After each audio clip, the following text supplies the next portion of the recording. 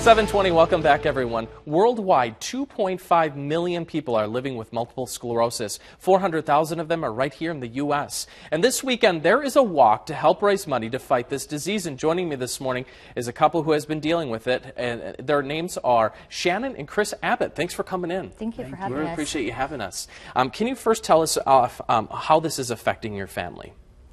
Kris was diagnosed about 2 years ago. Multiple sclerosis is a chronic, unpredictable disease that affects the central nervous system. It interrupts the flow of the information within the brain and from the brain to the body. With that, I wanted to do what I could, so I started a team.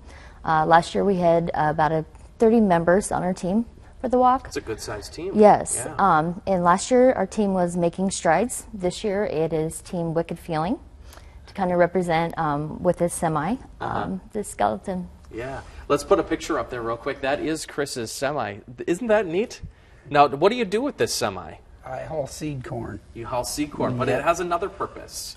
I'm promoting the knowledge of MS. That is so neat. So, Kris, how did you first find out that you had this? Did you have some type of symptoms that kind of were raising red flags to you? I suffered from migraines, and I went to my neurologist. I did a bunch of MRIs, and then I did a lumbar puncture, and they found out that I have the disease.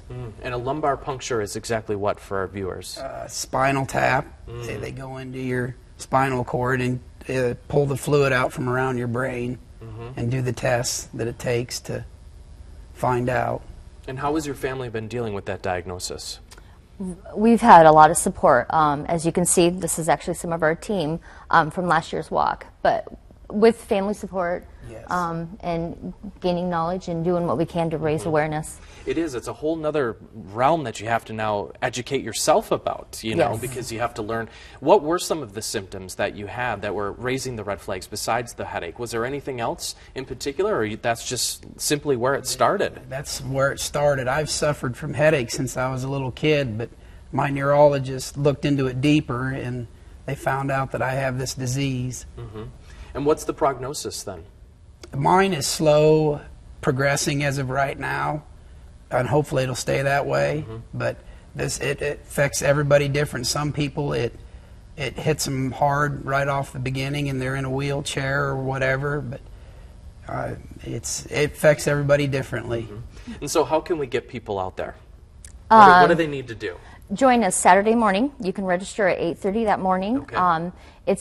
You can choose to do a mile or a 3-mile walk. It goes around the baseball field at the Kirkwood Community College. Come out and support us. Help raise money for finding a cure and programs. Now, do you need to have a team, or can you just come out and join somebody else's or walk on your own? You can come out, walk on your own. You can join our team. We'd love to have you. Perfect. Yes. Yeah.